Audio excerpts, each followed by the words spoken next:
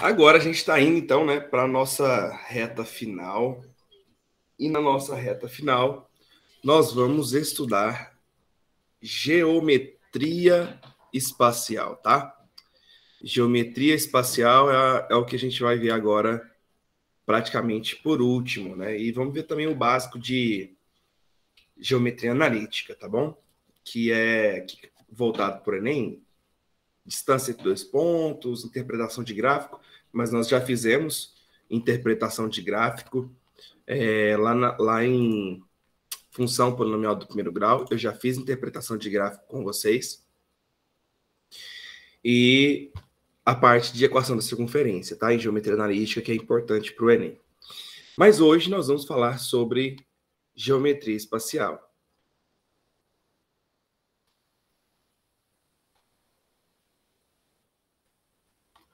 O que é importante para o Enem de geometria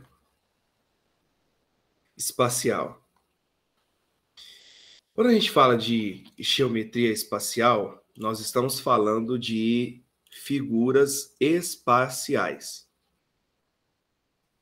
Tenho sim, Maria Eduarda. Depois eu encaminho para vocês uma lista extra de revisão. Quando a gente fala de geometria espacial, nós estamos falando de figuras espaciais.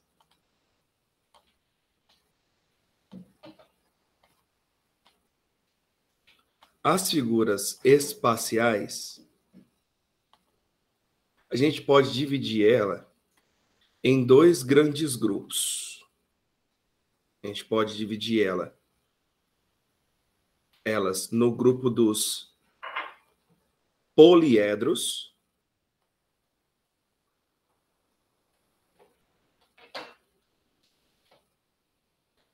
e no grupo dos corpos redondos. Obrigado, amor. E no grupo dos corpos redondos.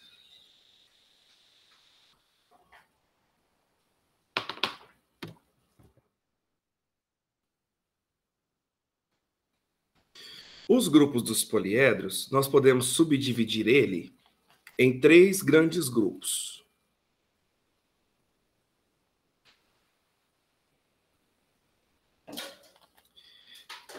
Que são os grupos dos prismas,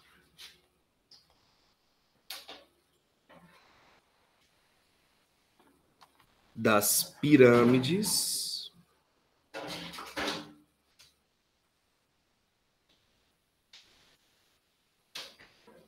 e dos sólidos de Platão.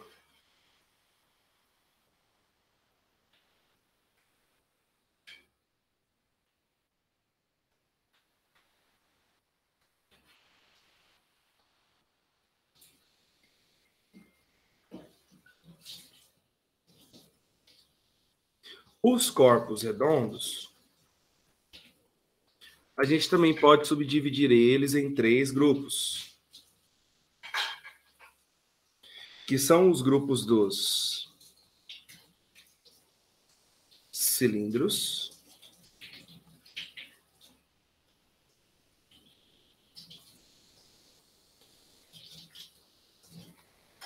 dos cones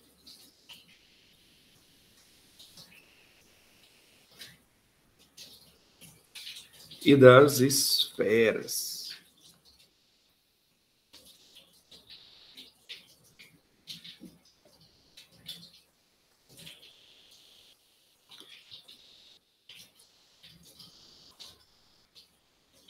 Então, tudo isso aí é o que eu vou tentar explicar para vocês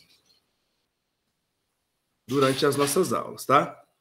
O meu foco vai ser poliedros de uma forma geral, por causa do nosso prazo, e corpos redondos também de uma forma geral.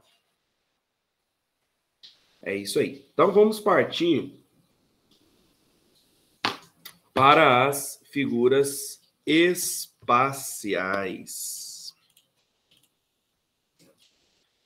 Figuras espaciais. E eu vou te mostrar de uma forma já mais ampla, tá? Então, o que é uma figura espacial? Figura espacial.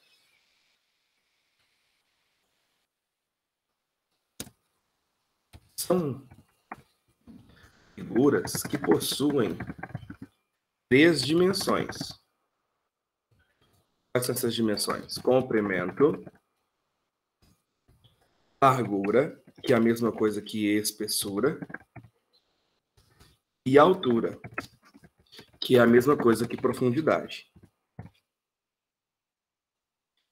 Então, eu vou te mostrar aqui alguns exemplos de figuras espaciais. Nós temos aqui, por exemplo, ó,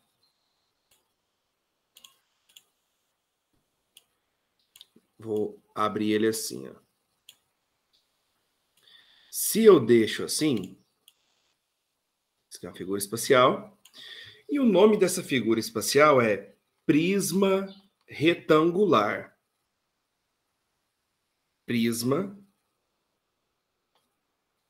retangular.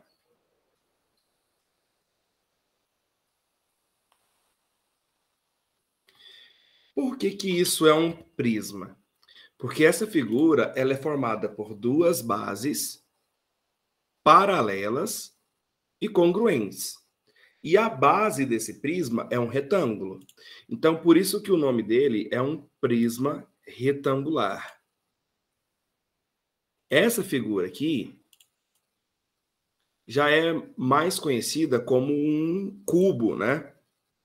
Como um cubo. Mas ela tem outros nomes, né? Ela pode ser chamada de prisma quadrangular. Por que prisma? Porque ela tem 2 bases paralelas, né? Aqui, ó, 2 bases paralelas e iguais. Todas as vezes que você vê isso, isso é um prisma. Como a minha base é um quadrado, então é um prisma quadrangular. Só que essa figura, além de ser um prisma quadrangular, ela também é um sólido de Platão. Por que que ela é um sólido de Platão? Porque ela tem todas as faces iguais. Todas as faces aqui são quadrados. E são 6 faces. São 6 faces quadrangulares. Por isso que essa figura também recebe o nome de hexaedro. Hexa vem de 6, edro porque é um poliedro, né? Vem de faces.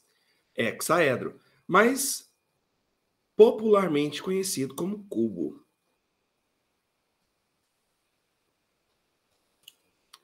Aqui, por exemplo, isso também é um prisma.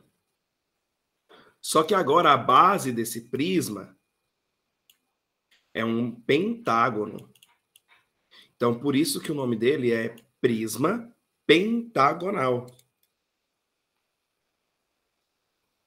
Porque a base dele é um pentágono. Prisma pentagonal.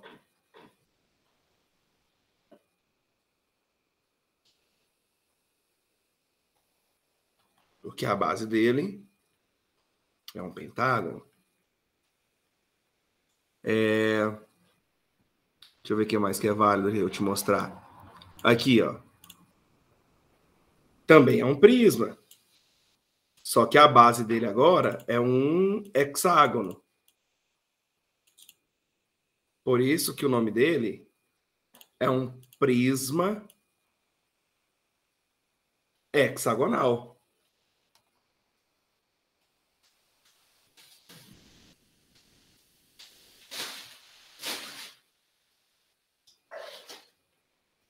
Prisma hexagonal.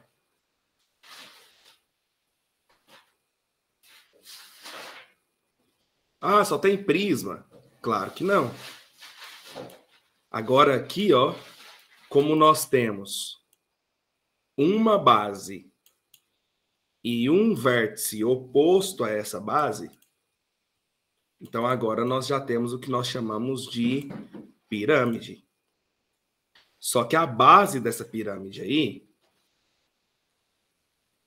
é um pentágono, uma figura de 5 lados. Então, por isso que o nome dela é uma pirâmide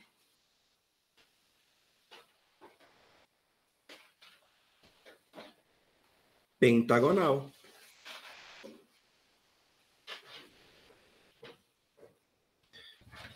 Vou diminuir um pouco a figura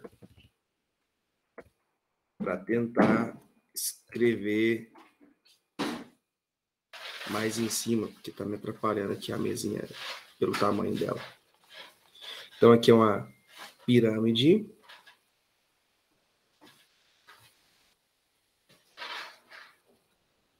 pentagonal.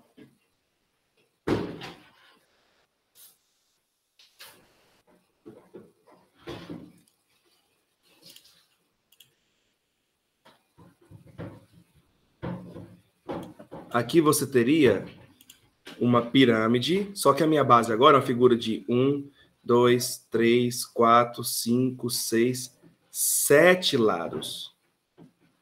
É uma base de 7 lados. Então, aqui nós temos uma pirâmide heptagonal, porque a minha base são 7 lados. Então, nós temos uma pirâmide heptagonal. Ah, professor, a nomenclatura é importante? Claro que é importante a nomenclatura.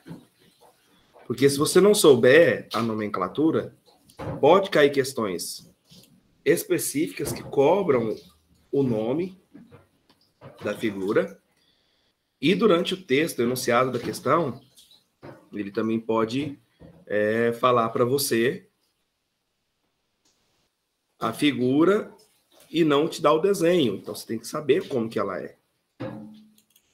Aqui, você tem uma pirâmide de base quadrada.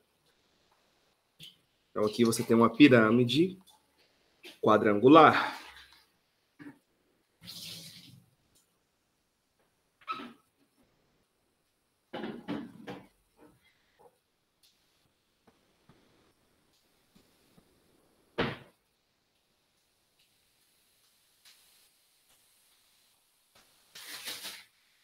Pirâmide quadrangular, pirâmide de base quadrada.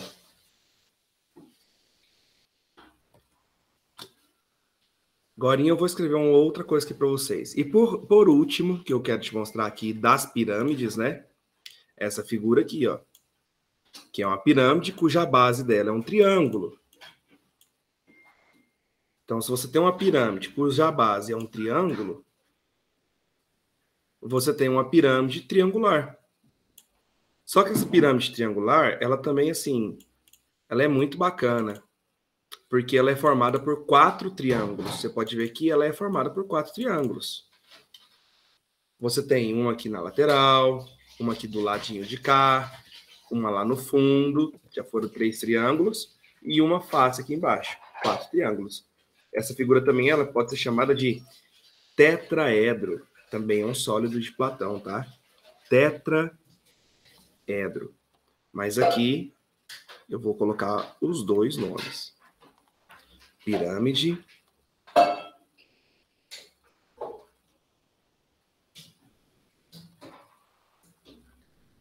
triangular.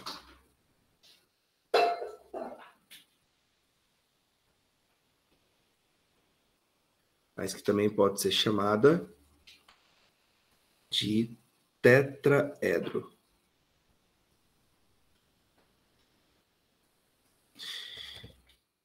Eu comecei por essas figuras porque elas têm características muito especiais. Observe que todos os prismas, as faces laterais, ou seja, as faces que estão ao redor, são paralelogramos. Ou seja, figuras que possuem os lados opostos paralelos. São quadriláteros, as faces laterais. Só que não é um quadrilátero qualquer. Um trapézio é um quadrilátero, por exemplo. Só que no prisma não são quadriláteros, são paralelogramos. Na maioria dessas figuras aqui, são retângulos. E nas pirâmides, as faces laterais são triângulos. As faces laterais das pirâmides são triângulos. Mas antes de colocar essa definição para você, deixa eu te mostrar algumas outras figuras. Algumas outras figuras. Vou te mostrar elas em ordem. Opa, essa aqui não. Maninho, você podia fazer um favor para mim depois? Pega esses lixos aí, junta tudinho e leva lá fora, por favor.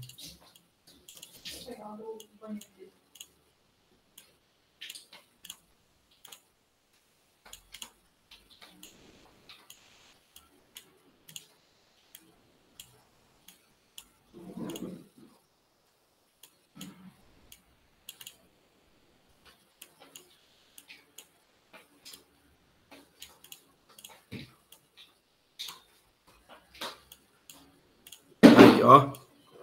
Essas figuras aqui, espaciais, elas são chamadas de sólidos de Platão. Sólidos de Platão.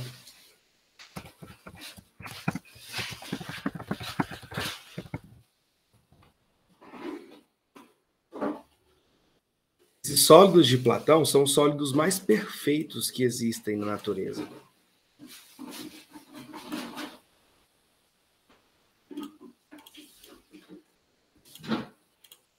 E o nome, né, desses sólidos?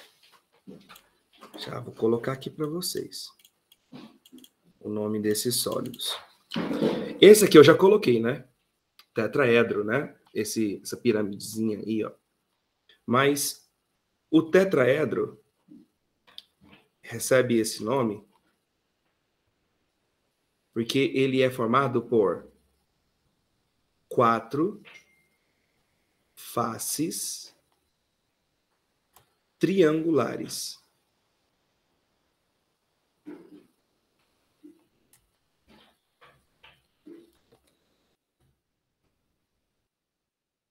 Quatro faces triangulares. Esse outro aqui também, eu já coloquei o nome para você. É o hexaedro.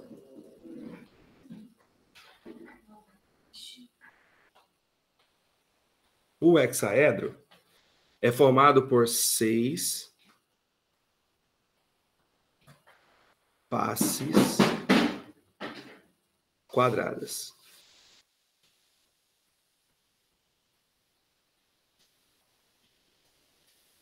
Essa outra figura aqui, ó, ela é chamada de octaedro. Octaedro.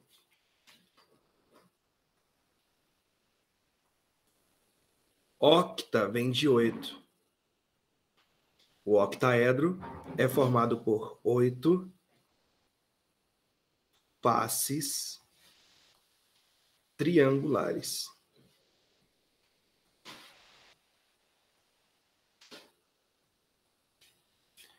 Quando você for lá, você pega a minha chave, sabe? Aquela que tem aquele bichinho. Aquilo lá vai te permitir entrar pelo portãozinho do lado de fora. Você vai pegar o interfone e vai colocar isso lá. Aí vai abrir o sensor. Hã? Tá lá do lado, lá no dispenser. Tá escrito lá os números. 1, 2, 3. Só que, por via das dúvidas, leva o seu controle do portão grande, porque teve uma vez que eu peguei e bati lá e não quis abrir. Aí você não corre o risco de ficar lá do lado de fora, tá bom?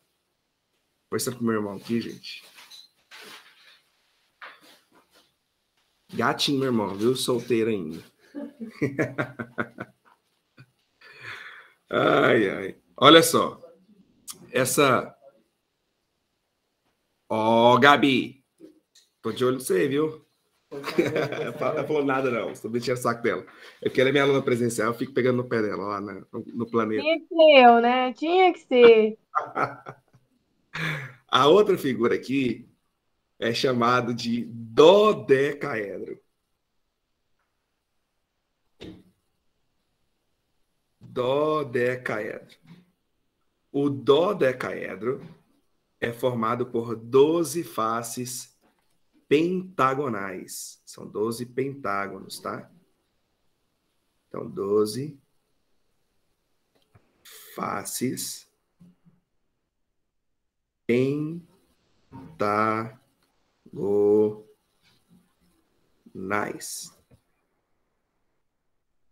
E essa última aqui, que é o último sólido de Platão, é o icosaedro. Não sei se você lembra, mas o icoságono é uma figura formada por 20 lados, né?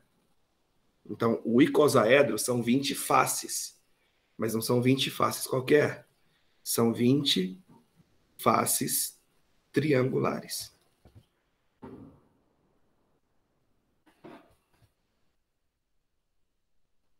Nossa, escrever aqui embaixo nessa mesa aqui é difícil. 20 faces triangulares.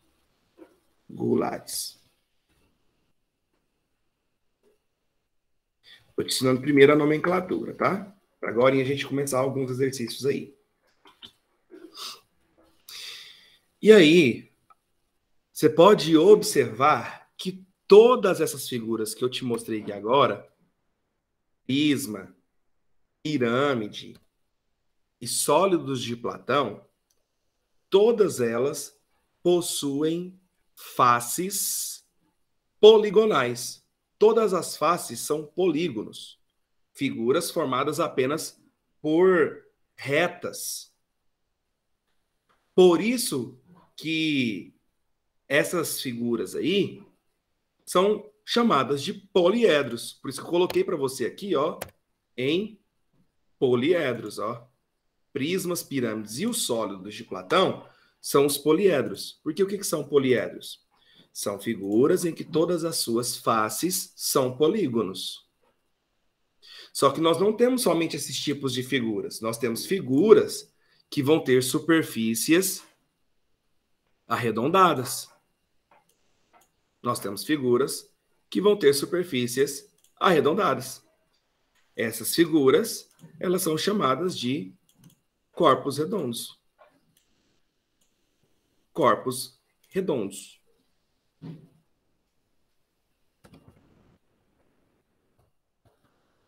Corpos redondos.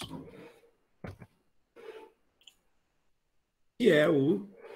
Vou na ordem que eu coloquei lá, né, que eu escrevi. Cilindro, cone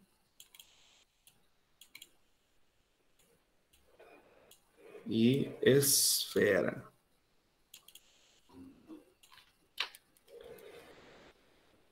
Por que são corpos redondos? Porque são corpos que rolam facilmente, porque possuem uma superfície arredondada. Então, por isso que é chamado de corpos redondos. Cilindro, cone e esfera.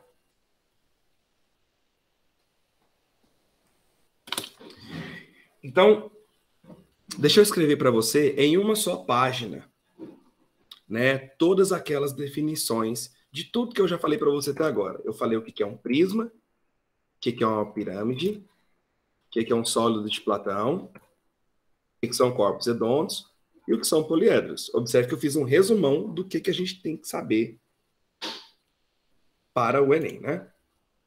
Então vamos lá. Poliedros.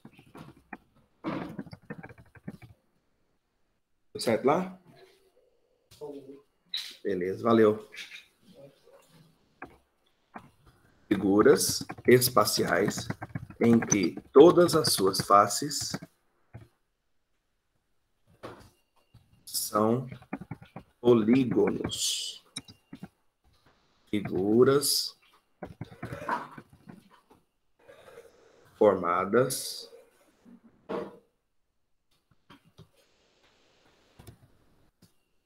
por segmentos de reta. O que é a outra coisa que eu falei para você? Prisma. Poliedros que possuem duas bases paralelas e congruentes, e iguais no caso. Ou seja, suas faces laterais são paralelogramos. Na maioria dos casos, retângulos. Pirâmide.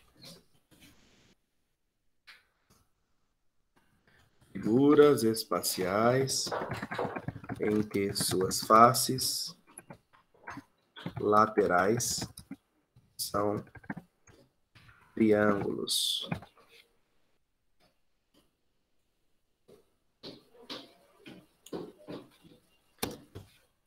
Sólidos de Platão.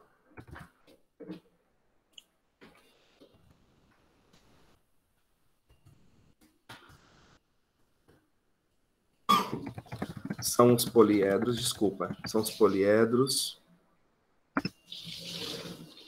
perfeitos por possuírem todas as faces sendo o mesmo polígono. São conhecidos por representarem os elementos da natureza: terra, fogo, ar, água e cosmos.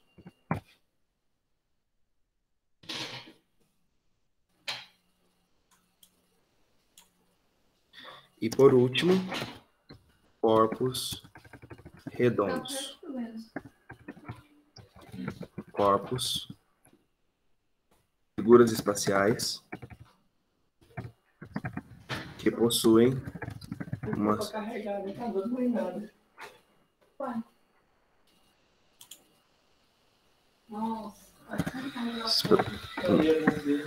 Não, mas tá na garantia ainda.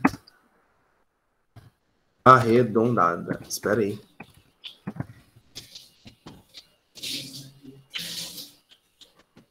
Poliedros, figuras espaciais. Deixa eu ver se eu aumentar só mais uma linhazinha. Se vai caber, ó, coube tudo aqui. Beleza. Então, essas são as definições, tá? Poliedros, figuras espaciais em que todas as suas faces são polígonos, figuras formadas por segmentos de reta. Prisma, poliedros que possuem duas bases paralelas e congruentes, ou seja, suas faces laterais são paralelogramos, na maioria dos casos, retângulos. Pirâmides, figuras espaciais ou poliedros, tá?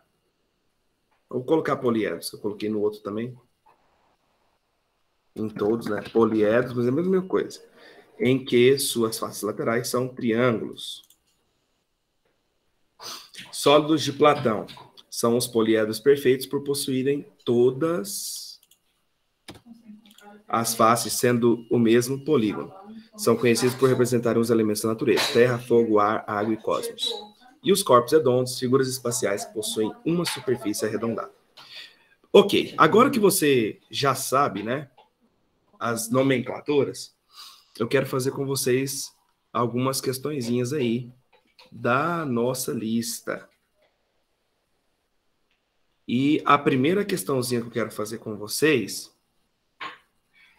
é a questão de número 13 da lista.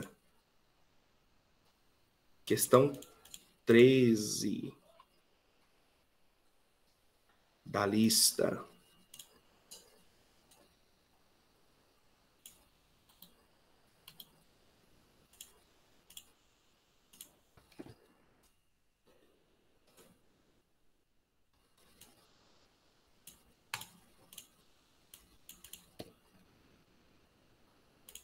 Uma questãozinha que é modelo Enem e que é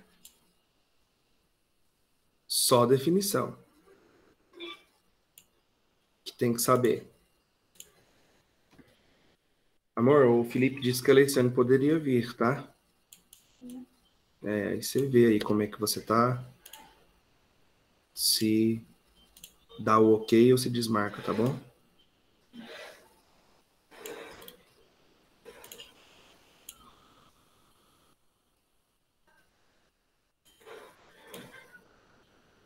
Beleza. Então a questão está dizendo o seguinte: observe abaixo a imagem desse vírus que tem a forma de um sólido geométrico. Qual é a planificação do sólido representado por esse vírus?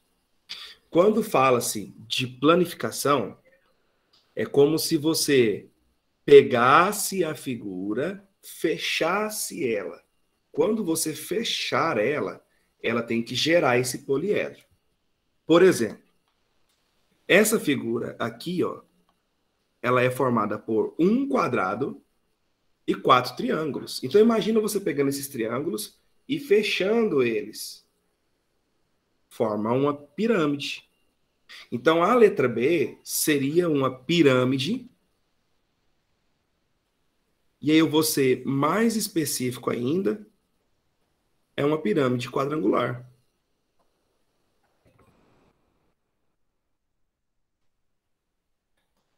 É uma pirâmide quadrangular. Na letra D, tá vendo que as faces laterais são triângulos? Então também é uma pirâmide. Só que a minha base é uma figura de 5 lados. Então, por isso que seria uma pirâmide pentagonal.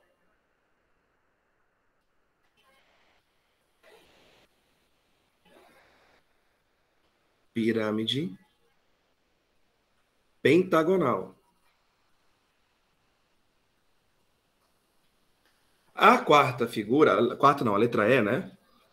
As faces laterais também são triângulos. Então, também uma pirâmide, só que a minha base é um triângulo. Então, eu posso falar que ela é uma pirâmide triangular. Só que, pensando nos sólidos de Platão, além de representar uma pirâmide triangular, ela também é formada por 4 triângulos. Então, ela também pode ser chamada de tetraedro.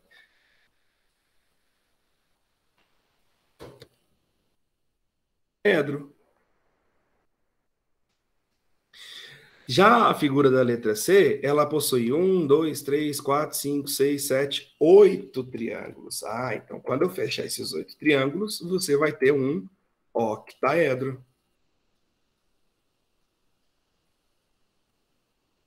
E na letra A, 1, 2, 3, 4, 5, 6, 7, 8, 9, 10, 11, 12, 13, 14, 15, 16, 17, 18, 19, 20 triângulos. Então, você tem um icosaedro.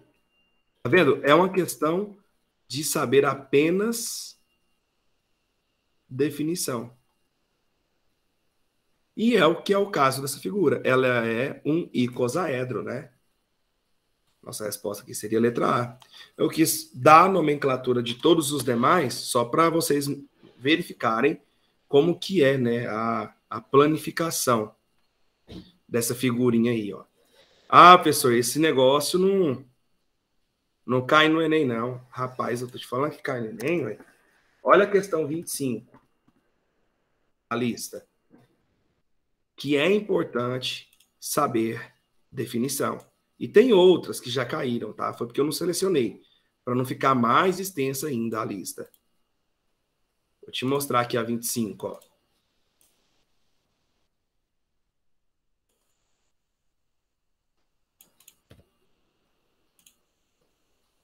Deixa um tempo aí, Enzo, carregando aí.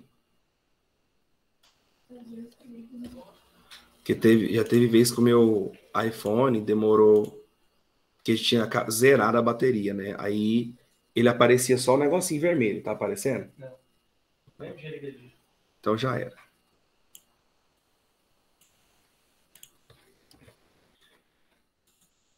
Aí, ó. É uma questão de saber só nomenclatura. Uma rede hoteleira dispõe de cabanas simples na ilha de Gotland, na Suécia, conforme a figura 1. A estrutura de sustentação de cada uma dessas cabanas está representada na figura 2. Tá? Aqui é a figura 2. Ó. A ideia é permitir ao hóspede uma estadia livre de tecnologia, mas conectada à natureza. A forma geométrica da superfície, cujas arestas estão representadas na figura 2, é? Então, eu quero saber qual é o nome dessa figura. Está vendo que eu tenho duas bases paralelas e iguais? Então, já é um prisma. Só que a minha base é um triângulo. E é um triângulo que, se você observar na figura, são triângulos que têm um ângulo reto, ó. Então, são triângulos retângulos. Por isso que a letra E é a nossa resposta. Prisma triangular reto. Prisma triangular reto, só isso. É um prisma de base triangular. Outra coisa que é muito importante você saber de geometria espacial e que a base são as nomenclaturas, são as projeções. Projeção. Olha, projeção é muito fácil. É muito simples, projeção. Você só tem que entender que projeção é uma sombra. Só isso. Projeção é uma sombra. Por exemplo, na questão 3, você precisa entender que projeção é uma sombra. Imagina uma sombra aí com o sol a pino aí, ó, no meio-dia. Qual que é a sombra que vai ser formada? É isso que ele quer. Só que aí, por exemplo, se eu coloco esse meu celular aqui, ó. Imagina esse celular aqui. Se eu quero saber a projeção desse celular na minha base aqui, ó, eu quero saber a sombra que esse celular faz na base. Seria, por exemplo, um retângulo. Na base, formaria isso aqui. Ah, se eu quero saber a projeção formada no plano de trás. Então, imagina um solzinho aqui na frente, formando a sombra no plano de trás. Seria só uma linha. Seria só uma linhazinha formada lá atrás. Se eu pego esse celular e viro assim, a sombra no solo dele continuaria sendo um retângulo. Mas a projeção dele no fundo já seria uma linhazinha assim. Então, o que você tem que imaginar para a projeção, sombra. Sombra. Coloca isso na sua cabeça. Quero saber a sombra que está fazendo. Você tendo isso na sua cabeça, você consegue resolver as questões de projeção. Olha para você ver essa questãozinha aqui. Vamos ler primeiro o comando, né, da questão. Igual eu sempre tenho ensinado para vocês. Igual essa questão aqui é um pouquinho longa, né? Então é melhor ler o comando. Qual das imagens representa a projeção ortogonal na parede?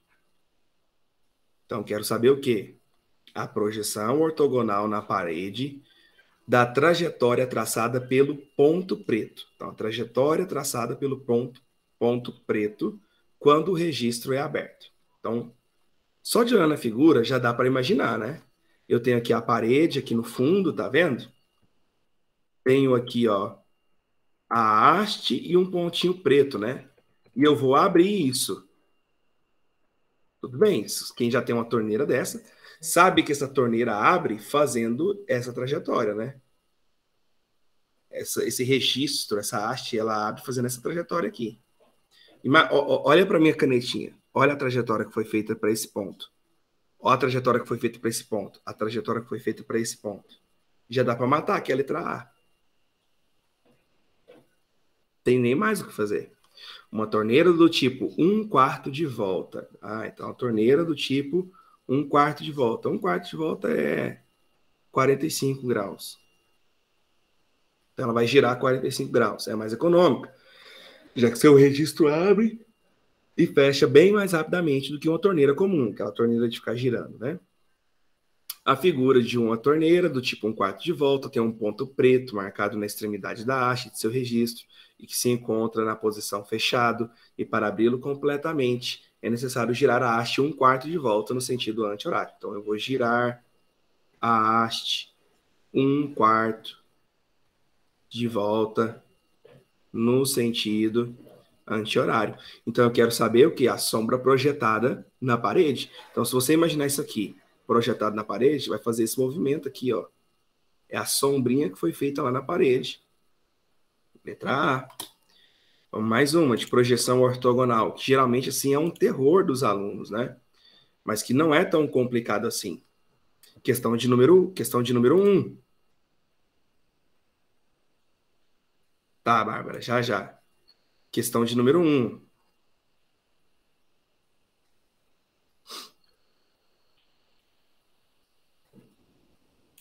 E a gente faz a 4.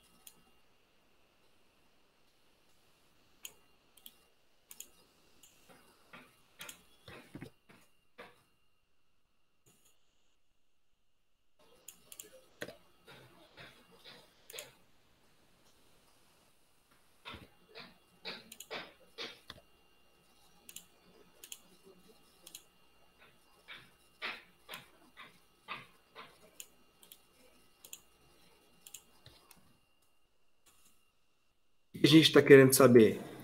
A sombra projetada no solo.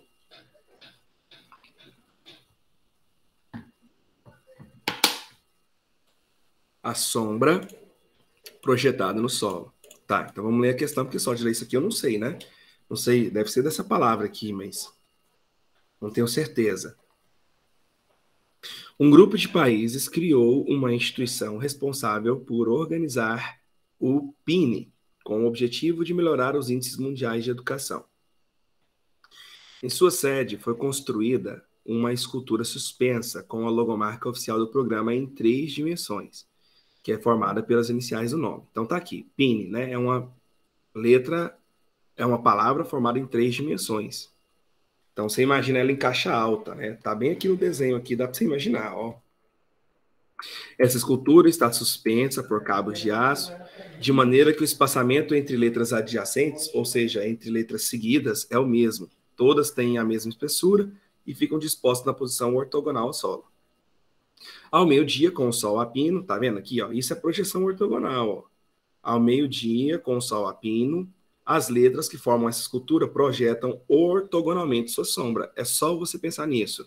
Projeção ortogonal. É a sombra formada lá no solo paralelo, lá no solo paralelo àquilo que você está analisando. Então, não precisa nem continuar lendo a questão. Está escrito aqui a palavra pine, eu quero saber a sombra que está sendo projetada no solo. Bom, obviamente não pode ser a letra A, porque tem um espaçamento entre as letras, né? Olha a letra B, imagina você escrevendo aqui, ó, pine. O P tá certo, o I tá certo, agora o N tá errado. O N tá errado. É como se você não tivesse a sombra dessa parte aqui, ó. Cadê a sombra dessa parte? Então tinha que ser algo contínuo aqui, ó, para ser a resposta. Tá faltando isso. E a letra E tá certo. Aí, ó, só de pensar na letra B, a gente já mata que a resposta é a letra E. Iria estar escrito perfeitamente aqui a sombra projetada no solo, ó. P, ok. O I, ok. O N, ok. Tranquilo. E o E, ok. Para você visualizar melhor, olha só. Imagina que você está olhando de frente, assim, ó. Pim.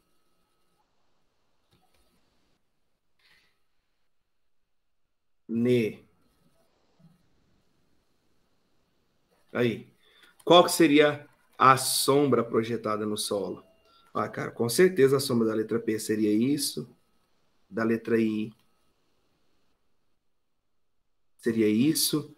Da letra N, a sombra é essa. E da letra E, a sombra é essa no solo. Pronto. É.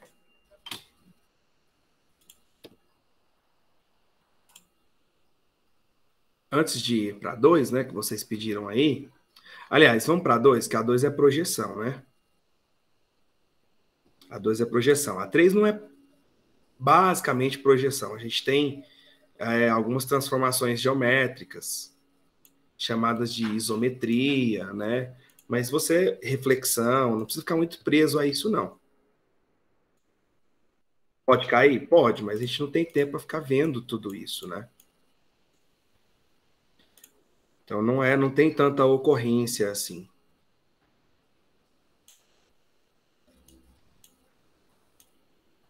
A primeira coisa que você precisa saber é o seguinte. Tenta responder para mim no privado, por favor. No privado não, no chat, né? Quando você faz a planificação de um cilindro, a superfície lateral, essa superfície arredondada, é que figura? Quando você faz a planificação de um cilindro, a superfície lateral, essa parte arredondada, é que figura? Quando vocês escrevem aí, eu vou terminar de pegar aqui a questão.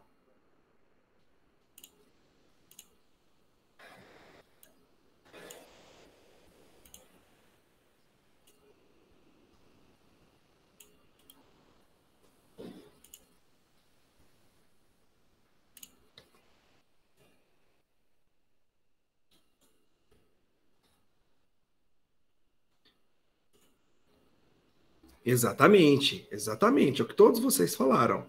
É um retângulo. É um retângulo, né? Mas meu mousepad aqui é um retângulo, né? Mas eu posso fazer ele virar um cilindro. Aqui o cilindro dele aqui, ó. Então, se eu cortar isso aqui, a planificação dessa figura é um retângulo. Então, só de saber isso aqui, a gente já consegue eliminar duas alternativas. A letra B, porque não é um retângulo isso aqui, e a letra D. E a letra E. Só sobraram duas, a letra A e a letra C. Só sobraram duas alternativas. Aí é um retângulo a planificação de um cilindro. Tudo bem. Então vamos ver o que ele quer, que eu não lembro. Mas a gente já elimina a letra B, já elimina a letra D e já elimina a letra E, porque não é retângulo. Não são retângulos. Na nossa cabeça parece que assim faz mais sentido, né? Porque a gente olha para cá, vê uma curva aqui, né? Então a gente acha que tem que ser uma curva desse jeito, mas não. Imagina você pegando essa folha de papel com essa característica aqui e fechando ela. Ela não vai virar um cilindro, vai ficar um trenzinho meio esquisito, meio descendo em cima e subindo embaixo, um trem doido. Mas não é isso. Uma formiga encontra-se no ponto X, do lado externo de um copo, que tem a forma de um cilindro reto. No lado interno, lá no ponto V, existe um grão de açúcar preso na parede do copo. A formiga segue o caminho X, Y, Z e W. X, Y, Z, W e V. Gente, daqui já matou a questão. Não preciso nem continuar. Ó, olha o trajeto. Isso é um segmento de reta. Tá aqui o segmento de reta. Isso aqui, por ser um cilindro, parece que é uma curva, né?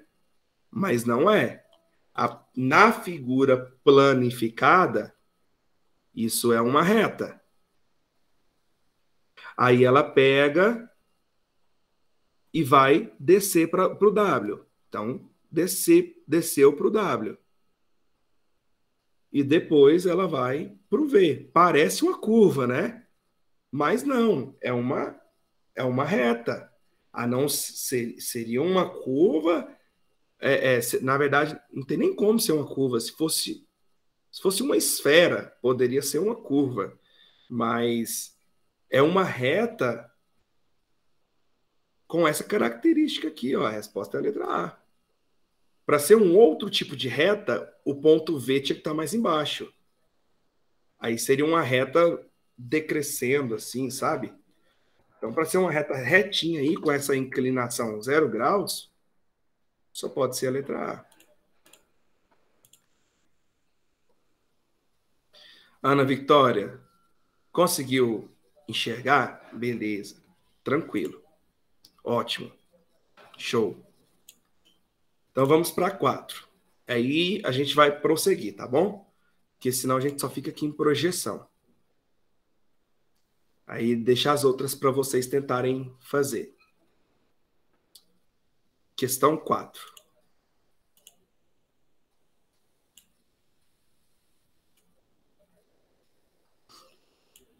A gente ainda tem que ver relação de Euler. E a gente já precisa ver também volume e área.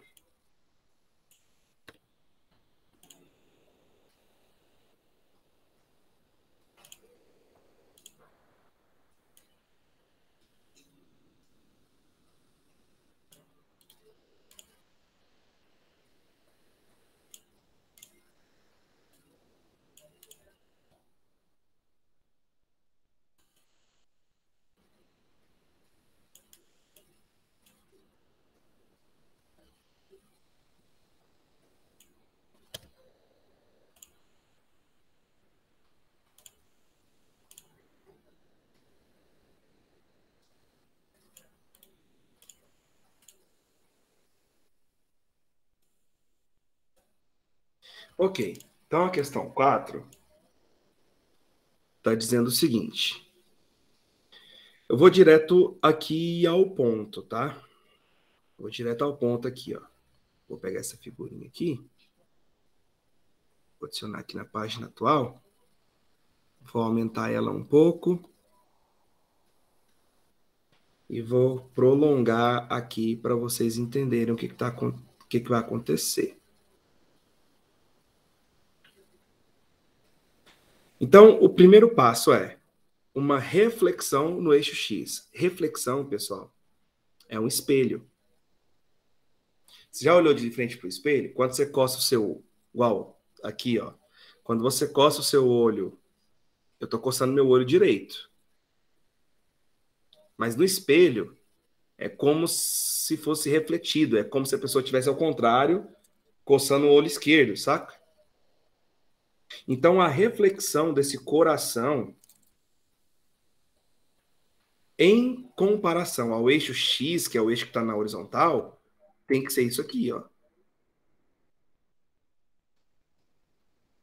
Isso é a reflexão do coração. O A ia estar assim, de cabeça para baixo, né? E o coração assim. Tem que aparecer o contrário, como se fosse espelho. Aí o que foi feito depois? Uma rotação de 90 graus no sentido anti-horário, com rotação no ar. Então, aqui é sentido horário. Assim é sentido anti-horário. Então, eu vou girar assim 90 graus. É como se você pegasse essa figura aqui, ó. Tá vendo aqui, ó? E eu vou girar ela 90 graus no sentido anti-horário, ó.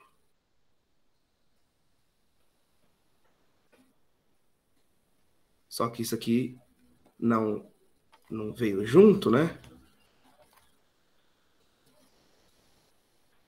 Aí, ó. Aí a figurinha ficaria desse jeito aqui, ó. Por quê? Porque eu peguei em torno do ponto A, imagina.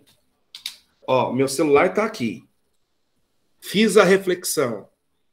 Aparece o contrário embaixo. Girei 90 graus no sentido anti-horário. Eu faço isso. Em torno do ponto A. É como se tivesse um alfinete lá no ponto A e eu girasse assim, ó. Aí vem o terceiro passo. Qual que é o terceiro passo? Uma reflexão no eixo Y. Então, se é uma reflexão no eixo Y, então o eixo Y é esse, né? Então vai aparecer assim, ó. Ao contrário de novo. Uma reflexão no eixo Y. Já estou aqui agora. Passo 4.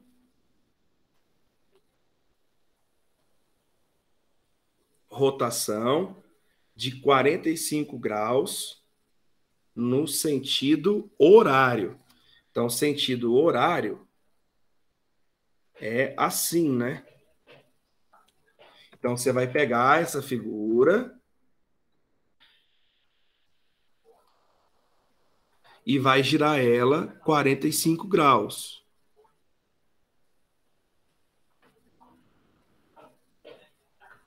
Ela ficaria desse jeito aqui.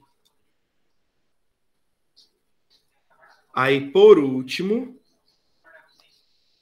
o que você vai fazer? Uma reflexão no eixo X. Então, você vai fazer uma reflexão no eixo X, o coração que está assim, ele tinha que aparecer assim, ó.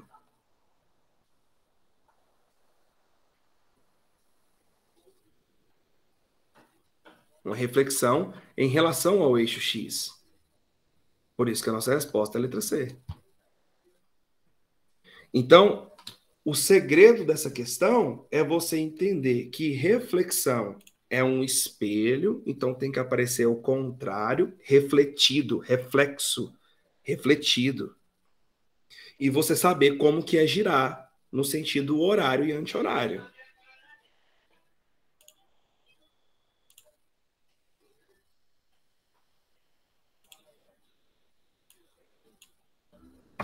Tá aí.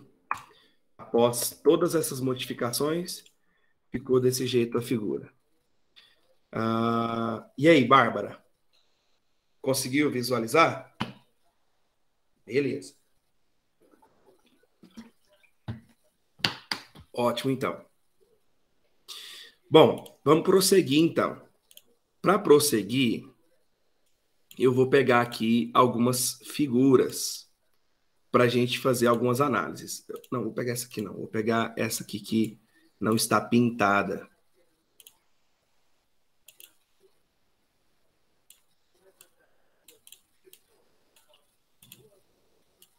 Olha só. Quando você tem poliedros, você tem 3 elementos que você não pode esquecer. O primeiro elemento é esse aqui, ó, que é chamado de vértice.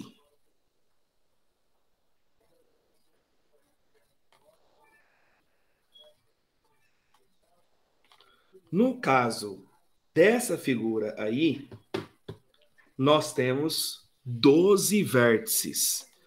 Por ser um hexágono, você tem 6 vértices em cima e 6 vértices embaixo. Então, nós temos 12 vértices.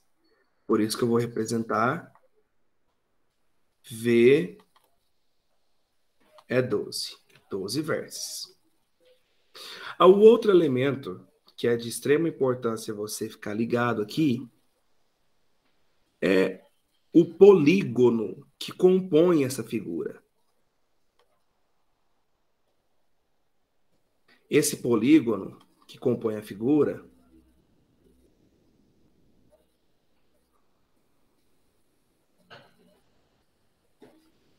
é chamado de face. Face. No caso dessa figura, nós temos 8 faces. Por que 8 faces? Porque nós temos 6 ao redor, 6 retângulos ao redor e 2 hexágonos. 6 ao redor, mais as 2 bases, dá 8 faces. E o outro elemento que você não pode esquecer são essas linhas aí, ó, esses segmentos de reta que formam esse poliedro, que são as arestas.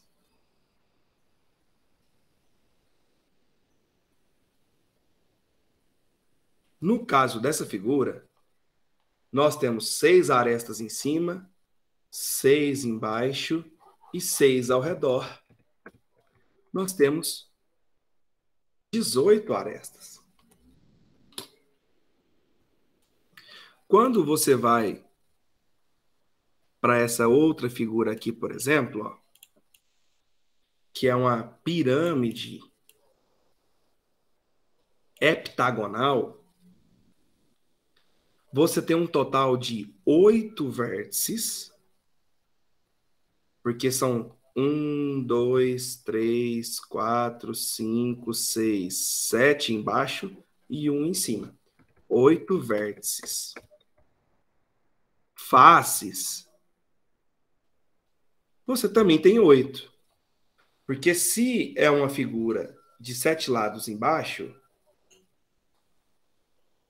você tem 7 triângulos ao redor, mais a face de baixo, então dá 8. 8 faces. E arestas, você tem 7 embaixo, 7 ao redor. Você tem 14 arestas.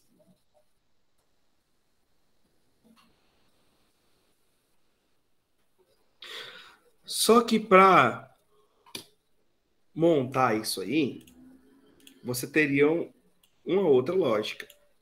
Por exemplo, prisma. Vai rodar? Nada? Prisma hexagonal. São 2 hexágonos, 6 retângulos.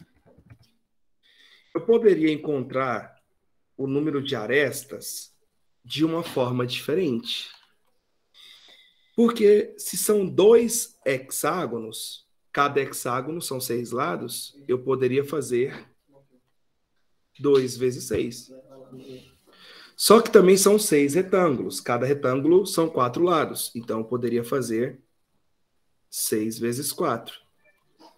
2 vezes 6, porque são 2 hexágonos. 6 retângulos, porque são 6 vezes 4. Por isso que são 6 vezes 4. Só que se eu deixar essa resposta desse jeito, está errado. Eu tenho que pegar essa resposta e dividir ela por 2. Por que dividir por 2? Observe que essa aresta, ela é a aresta dessa face e da face de baixo. Ela é a aresta de 2 faces.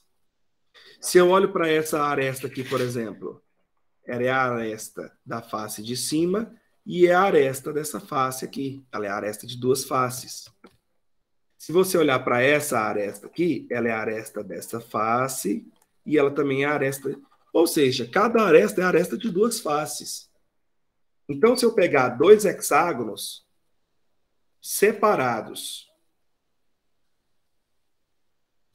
quando você juntar eles, ou seja, 6 retângulos, quando você juntar o retângulo com o hexágono, tá vendo?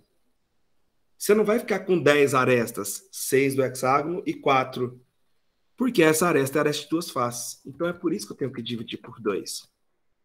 Então, se você fizer essa conta, 2 vezes 6 é 12. 6 vezes 4 é 24. 12 mais 24 dá 36. 36 dividido por 2, 18. Por isso que o número de arestas de um prisma hexagonal são 18 arestas. Dessa pirâmide heptagonal. Ora, a pirâmide heptagonal, ela é formada por um heptágono e 7 triângulos. Um heptágono e 7 triângulos. Então, se eu quisesse encontrar o número de arestas, eu faria 1 vezes 7, porque é um heptágono, mais 7 triângulos, 7 vezes 3. E eu vou dividir isso por 2. 1 vezes 7 é 7. 7 vezes 3 é 21. 21 mais 7 dá 28. Dividido por 2, 14. É por isso que a pirâmide heptagonal tem 14 arestas. Por que que você tem que saber isso? Imagina que fosse essa figura. E aí? Você não está conseguindo ver, você não consegue ver todas as arestas. Como que a gente vai encontrar, então, o número de arestas? Tá vendo? Não dá para ficar contando. Não é esse o raciocínio. Que você vai ficar perdendo tempo. Então, o objetivo aqui não é ficar contando. Enquanto eu estou ajeitando aqui, vai pensando aí.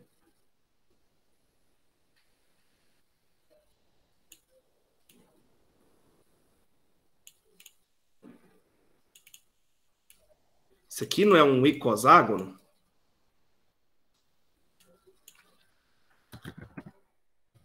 Icoságono não, icosaedro.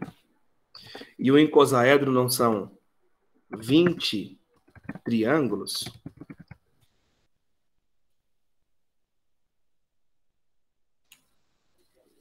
Então, se são 20 triângulos, se eu quero encontrar o número de arestas, eu faço 20 vezes 3, porque são 20 triângulos.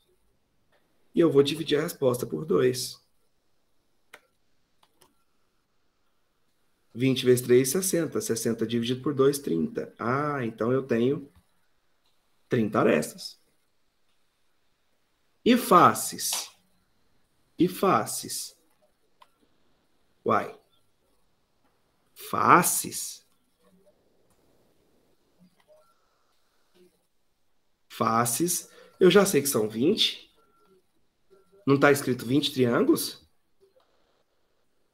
Face é 20. É igual aqui, ó. Se são 2 hexágonos e 6 retângulos, 2 mais 6, 8. Ah, então são 8 faces. Se é um heptágono e 7 triângulos, 1 mais 7, 8. Então é 8 faces também. E para encontrar o número de vértices? Aí é que a brincadeira fica legal. Por quê? Observe o seguinte. Se você somar 20, 12 mais 8 não é 20? 12 mais 8 é 20. Se você tirar 2, ou seja, 20 menos 2 dá 18. Se você pegar e fazer o vértice mais a face, 8 mais 8, 16. 16. Você tira 2, dá 14.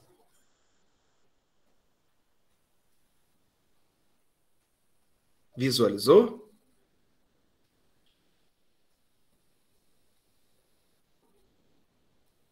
Estou tentando te mostrar o quê? Que se você pegar o número de vértices, somar com o número de faces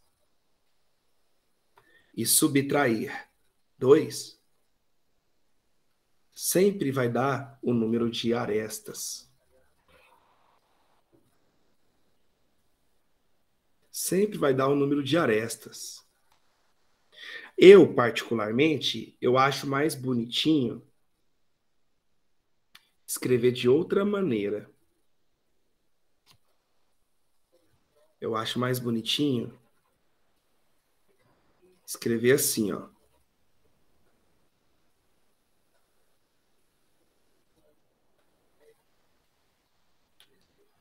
Esse 2 que está negativo, eu vou passar para o outro lado positivo. Só para ficar assim, ó. V mais F igual a A mais 2. Eu acho mais fácil de lembrar assim. Então, o número de vértices adicionado ao número de faces é igual ao número de arestas mais 2. Isso é uma fórmula chamada relação de Euler. Relação de Euler. Chamada relação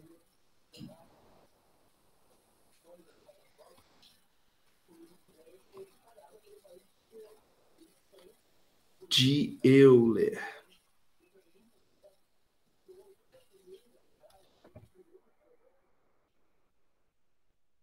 Ou relação de Euler. Então, se o icosaedro tem 30 arestas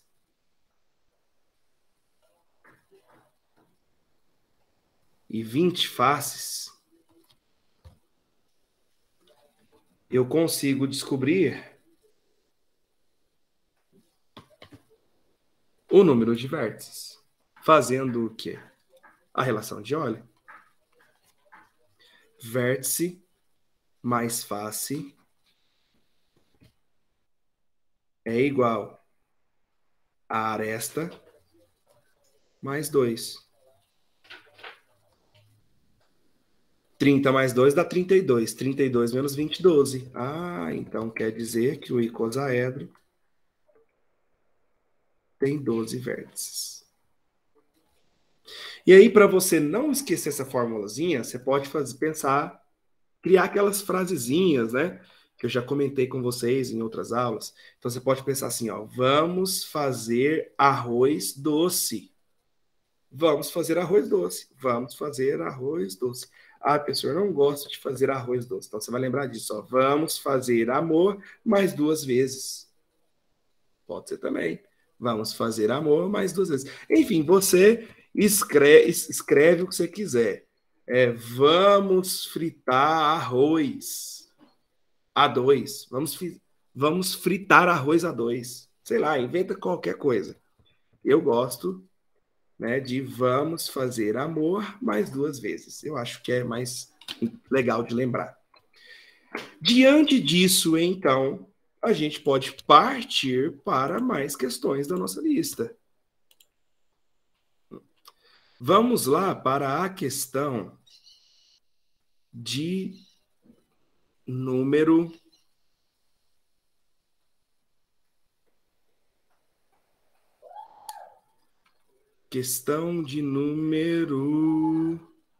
17. Eu gosto dela. Eu gosto da questão 17. Não é uma questão do Enem em si, mas é uma questão modelo Enem. Eu gosto muito dela. Porque envolve essas duas coisinhas, né? Que eu acabei de mostrar para vocês.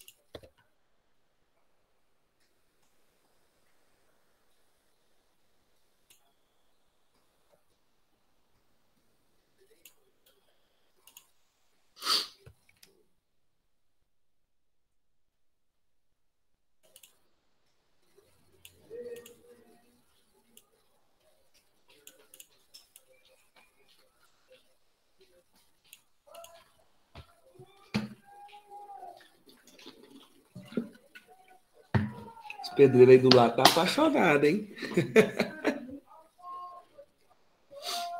Olha só.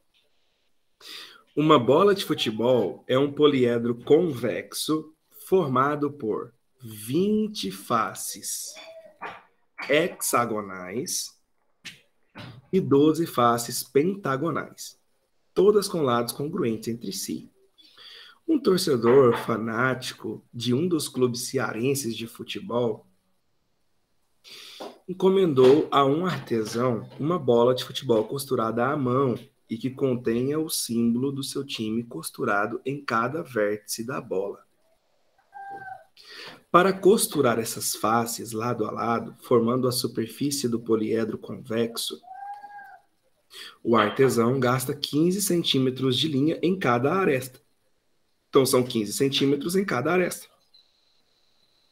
E para construir o símbolo do time em um vértice, ele gasta 60 centímetros. Então, por vértice, são 60 centímetros. Aí vem a pergunta. Quantos metros de linha são necessários para que o artesão conclua a encomenda? Então, quero saber o número de vértices de linha, de metros de linha no total. Então, você tem que entender que são 15 centímetros por aresta. Sendo assim, eu preciso descobrir o número de arestas. E se são 60 centímetros por vértice, eu preciso descobrir o número de vértices. Então, vamos descobrir o número de arestas? Pensando naquilo que eu expliquei para vocês. São 20 hexágonos. Então, você faria 20 vezes 6. 20 hexágonos. E também são 12 pentágonos. Então, você faria 12 vezes 5. Só que você vai pegar essa resposta e vai dividir por 2. Porque cada aresta é aresta de duas faces. 20 vezes 6, 120.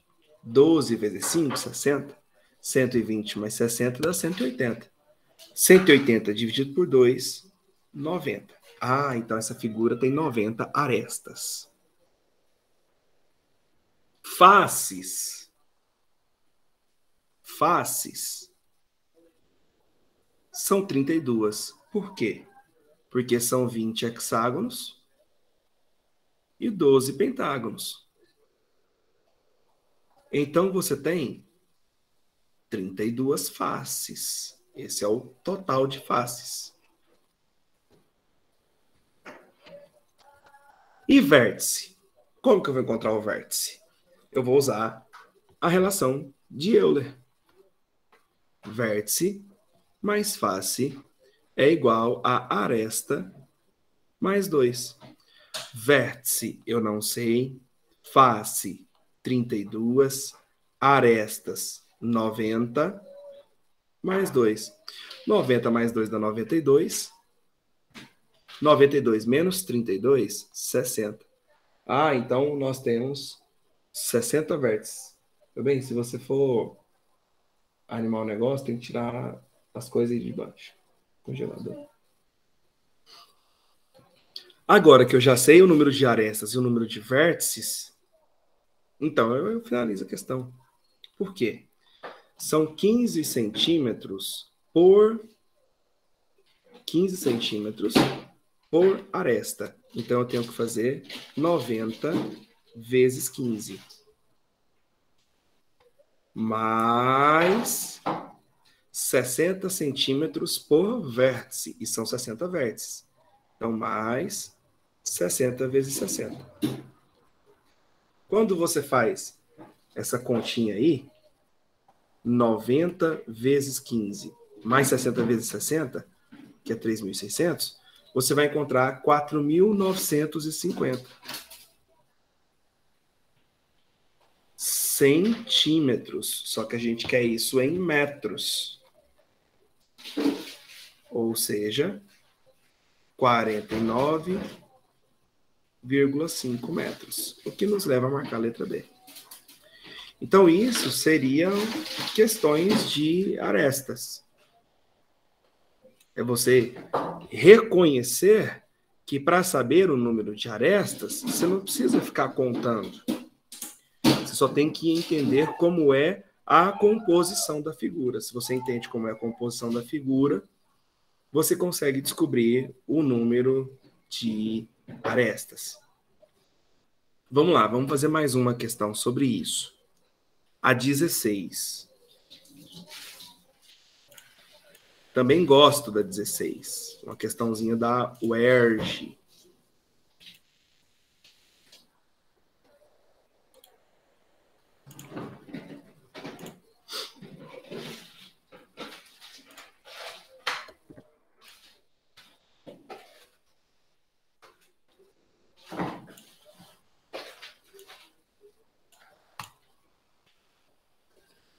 A questão 16 diz o seguinte. Dois dados com 12 faces pentagonais cada um tem a forma de um dodecaedro regular.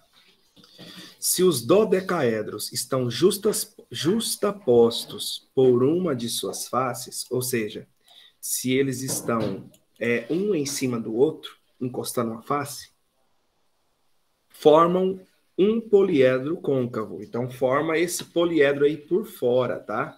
Então, eu não estou pensando em dois dodecaedros separados. Eu estou pensando neles juntos, que formam esse poliedro aqui de fora, tá? É isso que ele está pensando, no poliedro de fora.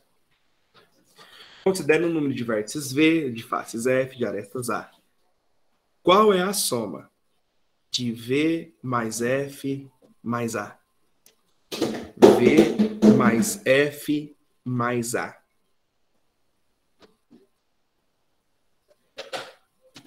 Então, o que o aluno é levado a pensar? Primeira coisa, o número de faces. Se são 2 dodecaedros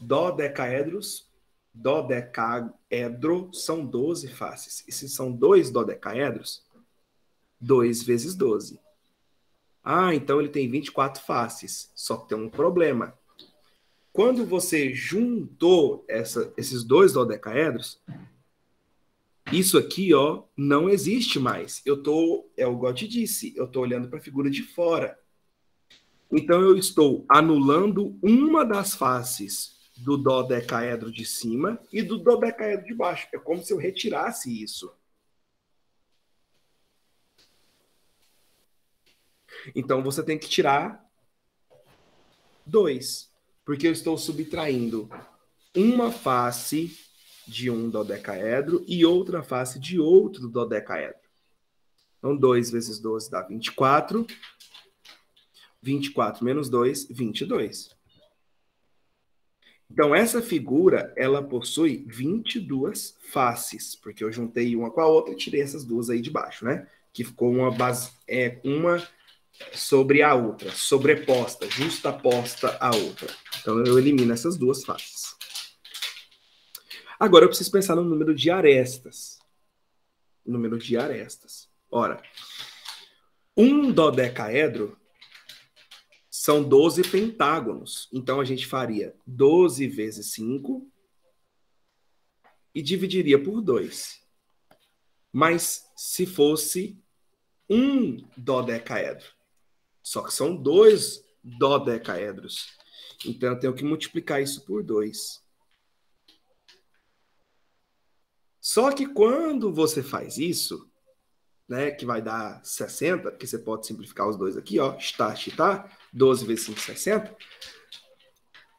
É como se você pegasse um dodecaedro separado, tem 30 arestas. Outro dodecaedro separado tem 30 arestas. Só que quando eu justapus essas duas figuras, está vendo que aqui, teoricamente, são 10 arestas, que viram 5, porque eu pego 5 de um dodecaedro, 5 do outro. Quando eu junto, eu não tenho 10 arestas, eu só tenho 5. É como se 5 de um dos dodecaedros fossem anulados. Então, eu tenho que pegar essa resposta aqui e ainda subtrair 5. Eu tenho que subtrair 5, por quê? Porque quando eu juntei, imagina um pentágono e outro pentágono, você coloca um em cima do outro. Você não tem 10 arestas, você só tem 5. Sacou? Quando você coloca um em cima do outro. Então, por isso que eu subtraí esse 5 aí. Então, 12 vezes 5 dá 60, né? 60 menos 5, 55. Então, essa figura tem 55 arestas. E agora, para encontrar o número de vértices, a gente usa a relação de Euler. Vértice mais face é igual a aresta mais 2. Vértice eu não sei. Faces eu já descobri, são 22. Arestas são 55. 55 mais 2, 57. 57 menos 22, 35.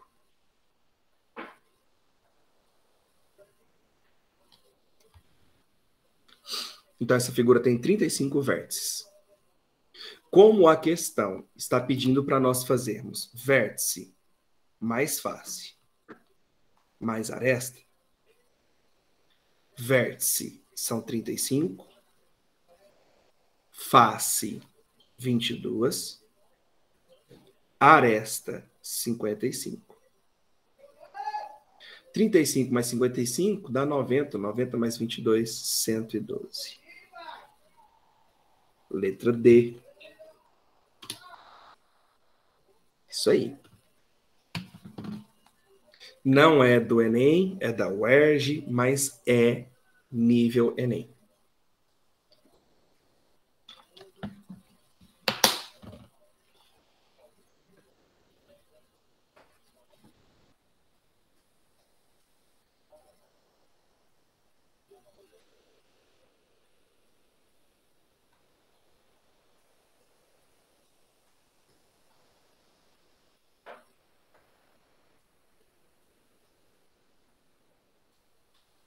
Alguma dúvida? Alguma pergunta? Conseguiram visualizar? Tudo que eu falei para vocês até agora, as nomenclaturas, projeção ortogonal, tá ok, né? Ótimo. Show, então. Beleza. Ótimo. Então, partindo disso, nós vamos já entrar no cálculo de área e de volume.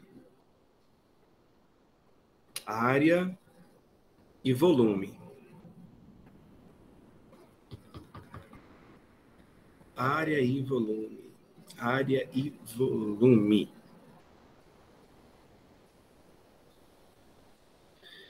Quando nós falamos de volume, nós estamos pensando no que cabe dentro daquele poliedro. Quando a gente fala de área, nós estamos pensando na soma de cada uma das faces, né, daquele poliedro. Nessa lista, você vai ver que nós já temos algumas questões aí de cilindro também, de cone, né? Mais de esfera, mas não fica preocupado com isso, não. Próxima aula nossa, a gente vai trabalhar todos eles, tá? O que você precisa saber é o seguinte. Não tem... Você vai ter uma fórmula para cada prisma. Você tem uma fórmula para cada prisma. Se você tem um prisma hexagonal, é uma fórmula. Se você tem um prisma quadrangular, é outra fórmula. Se você tem um prisma pentagonal, é uma outra fórmula. Para cada um é uma fórmula. Então, o que você precisa entender é o quê? É que o volume de qualquer prisma é a área da base vezes a altura. O volume de qualquer prisma é a área da base vezes a altura. Então, por exemplo, se você tem aqui, ó, esse paralelepípedo. Imagina que você vai encher isso aqui de água. Se você vai encher ele de água, você vai encher primeiro a base, toda essa área, sacou? E depois o nível da água vai subindo conforme a altura. Então, por isso que o volume de qualquer prisma, você vai calcular a área da base e depois você vai multiplicar pela altura. Então, por isso que o volume é a área da base em qualquer prisma, tá? Vezes a altura. E a área total? A área total seria você calcular a área de todas as faces e somar. Só que um prisma tem duas bases. São duas bases. Então, por isso que eu vou fazer 2 vezes a área da base mais a área que vai estar ao redor. Essa área aqui ao redor, nós vamos chamar de área lateral.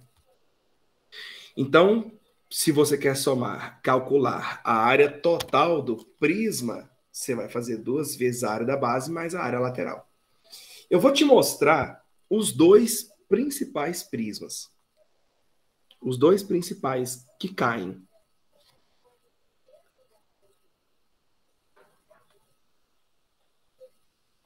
Que são o paralelepípedo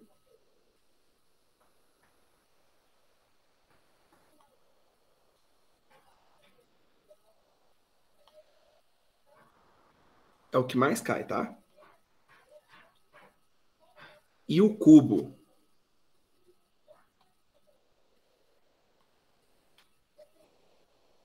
São os 2, assim, campeões nas questões. Então vamos pegar aqui o paralelepípedo.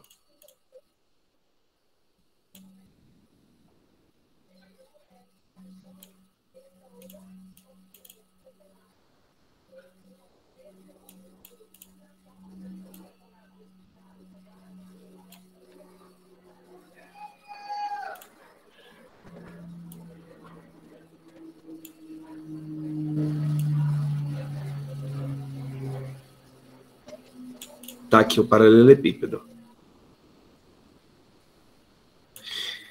Eu vou chamar essa dimensão aqui de A, essa de P, e essa outra aqui de C. Então, se você quer saber o volume desse paralelepípedo, você vai fazer a área da base e vai multiplicar pela altura. Só que a minha base é um retângulo. E a área desse retângulo seria A vezes B. A vezes B. E eu ainda tenho que multiplicar isso pela altura do paralelepípedo, que é C. Então, no caso do paralelepípedo, o volume é só multiplicar as 3 dimensões.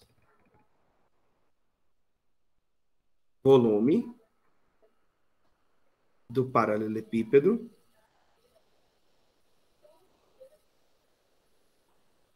é só multiplicar as 3 dimensões.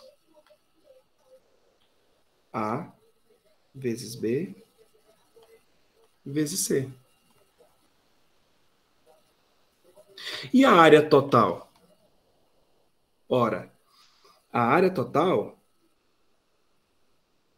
se essa base aqui de baixo, você calcularia a área dela fazendo A vezes B, mas é a de baixo e a de cima. Então fica 2AB. Mas essa área aqui da frente, você faria A vezes C. Só que tem a da frente e a de trás. Então 2AC. Mas essa área aqui do lado, você faria B vezes C. Mas tem essa e tem a do lado de cá, né? Então fica 2BC. É isso que os livros trazem para vocês. Só que todos os números aqui têm o 2 em comum, né? Então, eu vou colocar o 2 como fator comum em evidência. E aí a gente conclui que a área total do paralelepípedo é 2 que multiplica AB mais AC mais BC. Mas eu não quero que você fique preso a essas fórmulas. Não quero isso. Ah, qual que é a área total do paralelepípedo? 2AB mais AC mais BC. Não quero isso. Eu quero que você entenda o que eu estou mostrando aqui para vocês, porque é muito mais fácil. porque cada prisma é uma coisa. O outro elemento que é de extrema importância você saber calcular no paralelepípedo é esse negocinho aqui, ó. Opa.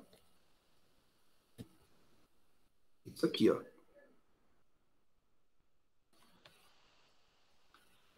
Que é a diagonal da base. Eu vou desenhar aqui o triângulo retângulo separado para você enxergar. Ó, é como se aqui fosse o A, aqui fosse o B, e aqui aquele Dzinho, a diagonal da base. Então, você tem um triângulo retângulo. E se você tem um triângulo retângulo, você não pode esquecer do bom e velho Teorema de Pitágoras. Então, se você aplicar o Teorema de Pitágoras aqui, você conclui que o quadrado do Dzinho é igual ao quadrado de A mais o quadrado de B. E aí a fórmula que os livros trazem para vocês é o seguinte.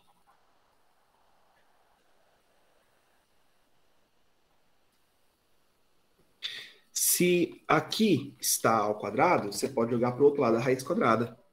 Então, o Dzinho é a raiz quadrada de A ao quadrado mais B ao quadrado. Pronto. É assim que você calcula a diagonal da base do paralelepípedo. Mas eu vou bater na tecla, eu não quero que você fique preso a isso. Quero que você entenda o que é cada elemento. E por último, que a gente tem que saber calcular é essa outra medida aqui, ó. Que seria a diagonal do paralelepípedo. Observe que é um triângulo retângulo, bem cortando ele no meio. Cortando ele bem lá no meio.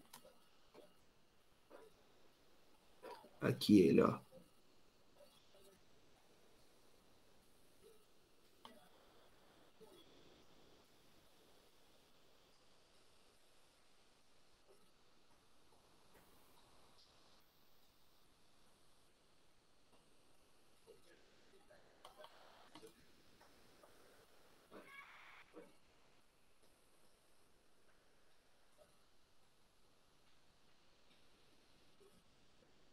Se você pegar esse triângulo aí, ó, que eu estou selecionando aqui para você.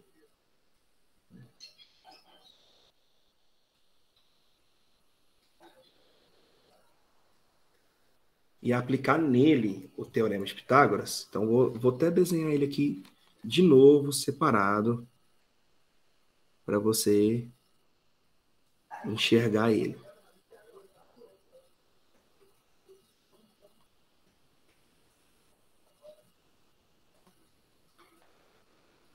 Aqui é o Dzinho.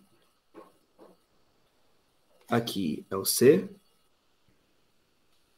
E aqui é o Dzão, que é a diagonal do paralelepípedo.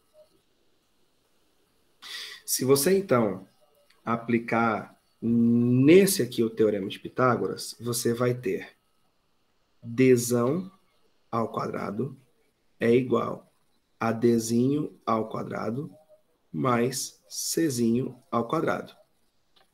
Só que Dzinho ao quadrado é A ao quadrado mais B ao quadrado. Então, no lugar desse Dzinho ao quadrado, eu vou colocar isso. A ao quadrado mais B ao quadrado. Como ali está ao quadrado, igual a gente fez no outro, nós podemos jogar a raiz quadrada do outro lado. Jogando a raiz quadrada para o outro lado, você vai ter que diagonal do paralelepípedo é a raiz quadrada de A ao quadrado mais B ao quadrado mais C ao quadrado. E essa é a diagonal do paralelepípedo. Então, assim, a minha ideia é que eu estou te mostrando só isso aqui, mas a minha ideia é que você não decore isso, tá? E para a gente finalizar aqui, fazer a do cubo, rapidinho, só que agora eu já vou mais direto ao ponto.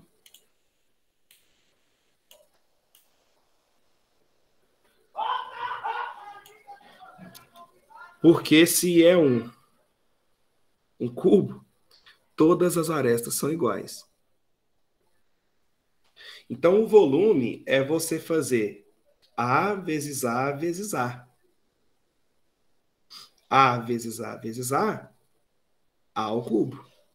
Então, o volume do cubo é a aresta ao cubo. E a área total? A área de um quadrado seria A vezes A, que é A ao quadrado. Mas no cubo você tem 6 no total. Então, seria 6A ao quadrado.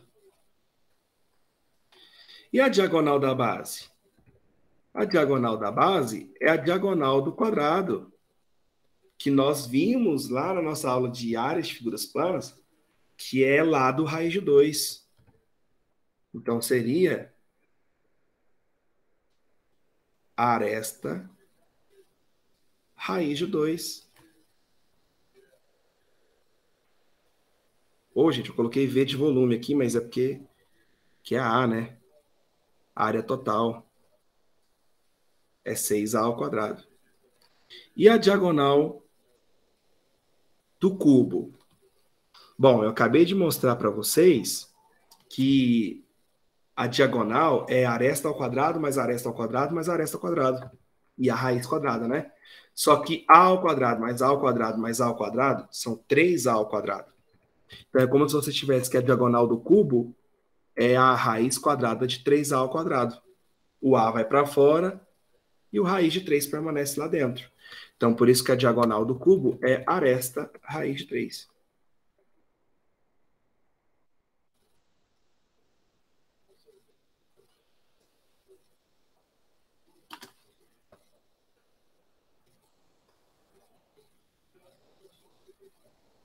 Vamos lá para uma, então, questãozinha sobre esse assunto? E aí a gente continua na próxima aula. Vamos dar uma olhadinha aí na questão de número... Cadê você? Tem muitas aqui de paralelepípedo, né? De volume, tem muitas. Ah, pode ser a questão 36. Questão 36.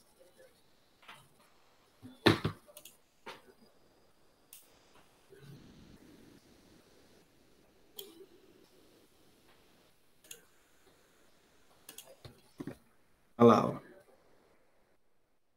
Para a Olimpíada de 2012, a piscina principal do Centro Aquático de Londres, medindo 50 metros de comprimento, foi remodelada para ajudar os atletas a melhorar suas marcas. Observe duas melhorias. A largura das raias. Cada uma das 10 raias, então eu tenho 50 metros de comprimento, e cada uma das 10 raias tem 2,5 metros de largura. E também tem uma profundidade de 3 metros.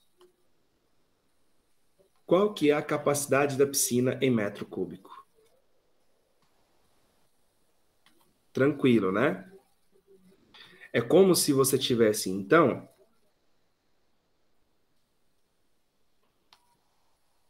um paralelepípedo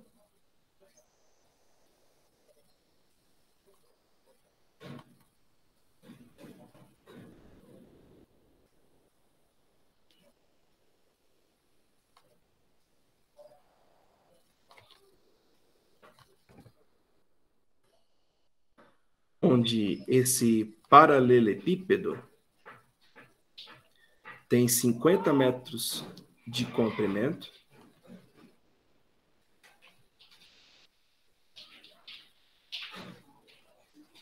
ó, começando a chover. Então, aqui é 50 metros de comprimento. Se são 10 raias de 2,5 metros, 10 vezes 2,5 dá 25. 25 metros de largura, né? Que seriam as raias. E a profundidade, 3 metros. Então, muito fácil, né? O volume seria fazer 50 vezes 25 vezes 3. 50 vezes 25 dá 1.250 vezes 3, 3.750 metros cúbicos. Letra A. Se fosse em litros, aí vocês têm que lembrar daquelas transformações de unidade de medida que eu ensinei vocês. 1 metro cúbico são 1.000 litros. Então, você ia pegar o 3.750 e iria multiplicar por 1.000. Quero fazer mais uma, tá? E aí eu libero vocês. Que é a questão de número 37.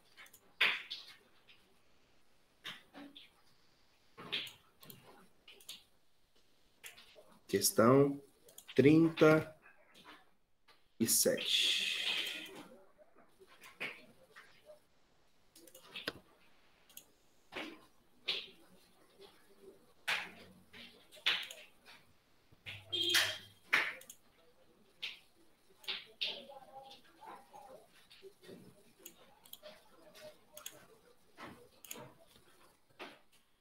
Que diz o seguinte: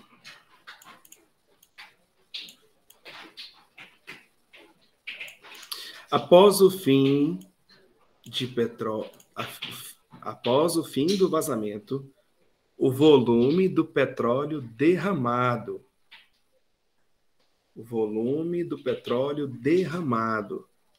Então, o que a gente está querendo saber nessa questão é o quê? O volume do petróleo derramado. Um petróleo possui reservatório em formato de um paralelepípedo retangular, com as dimensões dadas 60 por 10 e 10. Com o objetivo de minimizar o impacto de um eventual vazamento, esse reservatório é subdividido em 3 compartimentos, A, B e C, de mesmo volume, por 2 placas de aço retangulares, com dimensões de 7 metros de altura e 10 metros de base, de modo que os compartimentos são interligados.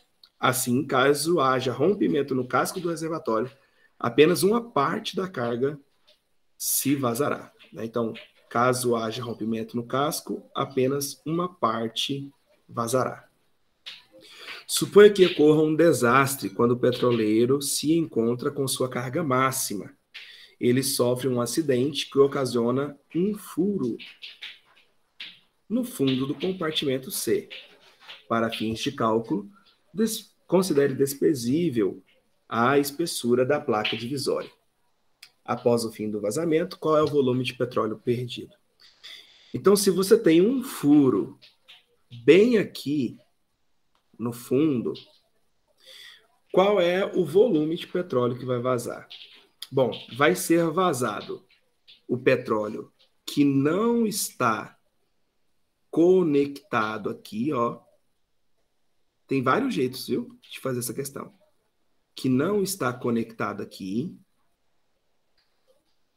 né? Até lá no fundo, obviamente.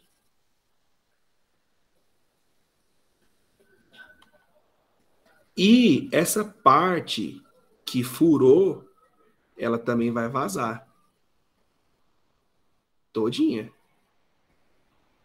Isso aqui tudo vai vazar.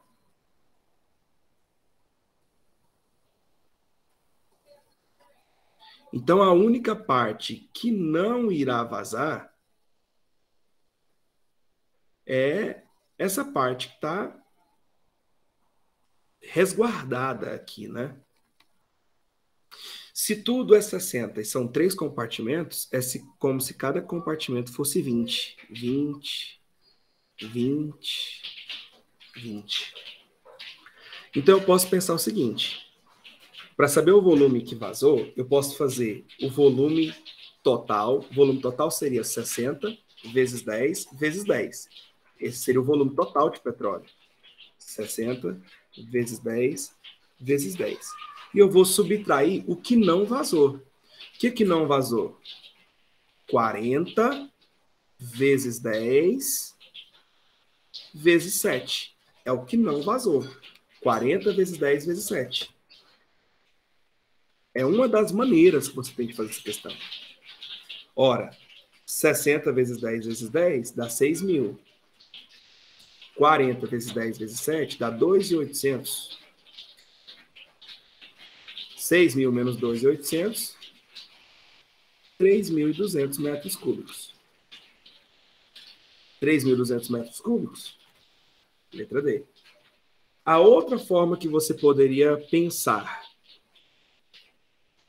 Eu queria pensar, professor, calculando mesmo o volume que vazou, sem pensar no volume total. Tudo bem. Qual que é o volume que vazou? Vazou esse pedaço, que é 60, vezes 10, que é a largura, vezes essa altura, que é 3. Por que essa altura é 3? Se tudo é 10, aqui é 7, falta 3, né? Então, o que vazou na parte de cima seria 60 vezes 10 vezes 3. 60 vezes 10 vezes 3.